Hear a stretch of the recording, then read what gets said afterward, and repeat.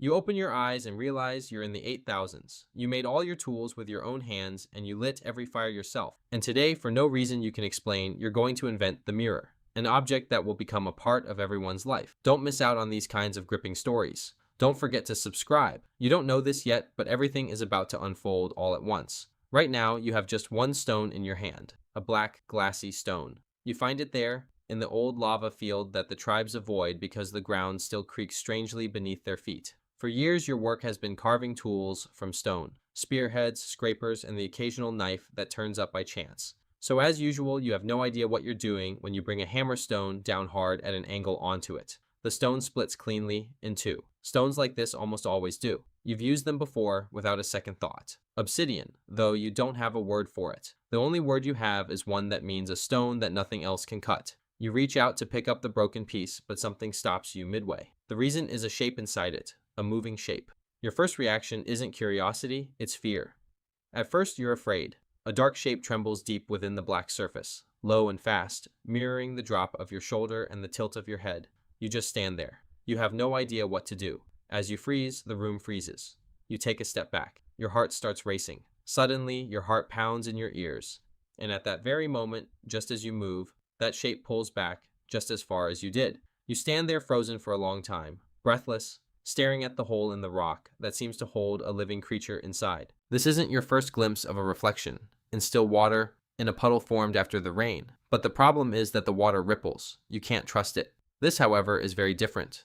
As long as you don't move, it doesn't move either. You raise one hand. The figure raises one hand. It's literally mimicking you, without the slightest delay. Now this situation is starting to make a terrifyingly logical sense to you. The thing trapped inside this rock isn't a spirit. It's you. It's you. But the version of you visible through the mist, I might have confused you. Think of this as a different version of yourself. Once you've seen your own face clearly even once, its blurry version suddenly becomes unbearable. So you begin experimenting, trying and trying, just as you learn to carve the tip of a spear, breaking dozens of pieces the wrong way, without even knowing what right means. The flatter the break, the more realistic the reflection. A rounded surface, however, distorts your face into something comical, but a flat surface keeps it steady. So you stop striking the stone randomly and start striking it deliberately. Through trial and error, you begin to learn the angle that produces the straightest fracture. This is the same instinct that toolmakers before you used to achieve a straight cutting edge, but now your goal is stillness more than sharpness. A clean break isn't enough. Obsidian cracks into tiny protrusions that you can feel with your thumb, but can barely see. And these protrusions scatter the reflection into a soft, grainy image, like your face seen through a wisp of smoke. You need a surface much smoother than what a simple break alone can provide. Your first goal is to rub it against the sand, just as water smooths a river stone over the years. But you don't have years. You have only an afternoon and a stubborn need to see your own eyes clearly. You polish the black surface by pressing it into wet sand and drawing slow circles, and almost immediately, something wonderful happens. The surface begins to reflect light differently. It resembles still water more than a stone. If this polishing secret worked for you, leave a like. YouTube shows it to more people that way. Then you try this on finer materials, soft leather or a powdered mineral stuck to a dry riverbed. You work the surface just as you would to soften leather. But here the smoothing isn't for the feel of the touch, it's for the light. Each pass reduces the roughness a little. And with each pass, you make the reflection look a little less ghostly and a little more human. As the sun begins to sink toward the hills, it's as if you're holding something in your hand that doesn't yet exist. The clearest reflection of your own eyes, a piece of volcanic glass polished so smooth you can count your eyelashes. You're not showing this to anyone yet. It's not time. You have no idea how to explain that you've made a piece of glass that reflects your face without looking like you've lost your mind, all alone in the lava field. As you make progress, the brightness begins to fade in the days that follow. Fingerprints, dust, and the everyday grime that comes with a life spent outdoors make the surface much more cloudy than you'd expect. And you realize that getting it to shine isn't a one-time achievement. This is something you have to maintain. You try wiping it down with whatever you can get your hands on. You try dry grass. It doesn't work. You try plain leather. It doesn't work. But giving up never even crosses your mind. Finally, you apply a thin layer of animal fat and polish it. The shine lasts a long time and becomes even brighter than before. But it doesn't end there. A stubborn, thin protective layer forms on the surface of what you've created with so much effort. But curiosity does its work as always. It makes you greedy. If obsidian can do this, what else might? You start experimenting with stones you'd normally never give a second glance. A dull gray rock, unlike anything else, turns out to emit a pale golden glow, when struck and polished just right. A mineral with a unique metallic sheen. Future generations will call this pyrite, but you'll know it simply as the stone that glows like fire, but isn't fire. It reflects light, but it's unsatisfying.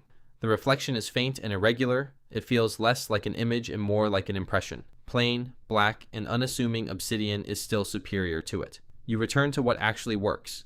You might think it's all over, but wait, there's still a problem. Our problem now isn't clarity, it's scale. Your piece of obsidian is small enough to fit in a clenched fist, which means you can only see fragments of yourself, an eye, a cheekbone, and half a mouth. You'll never see the whole picture at once, so you start searching for larger, flatter pieces near the lava field. You try dozens of them until you find one big enough to withstand a careful, patient strike without shattering into useless fragments. Every large stone means a greater risk. More mornings spent staring at black shards scattered on the ground, ruined before you could capture even a single reflection.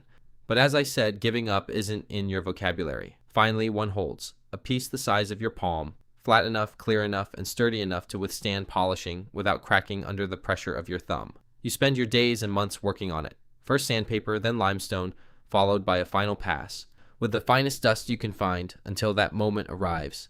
You lift it up in an instant and see your entire face. Not in fragments or like a ghost in a mist, the whole thing is visible. This is terrifying in a completely new way. It's not because the shape moves with you.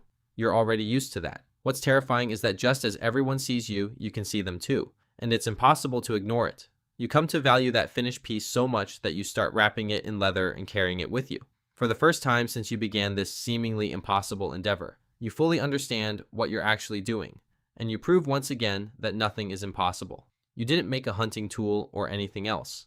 It's an object with a single purpose, to show you who you are. You take it back to camp while it's still dark. Someone notices that your movements are different. Your head is bowed, your steps are slow, and one hand is pressed protectively against your side as if guarding something precious. When they ask what you're holding, you can't explain it. You can't find the words, and you simply hold it out to them. Imagine the change on their faces. First surprise, then a startled reaction. But over time, they'll get used to it. After all, just as when your own eyes first look back at you from inside a stone, you too took that shaky half-step backward. You've now accomplished yet another feat once deemed impossible. You've invented the mirror. And for the rest of human history, people won't leave the house without doing exactly what you did. They'll look into the first mirror, then be unsure, and keep looking at themselves from every angle until they're certain.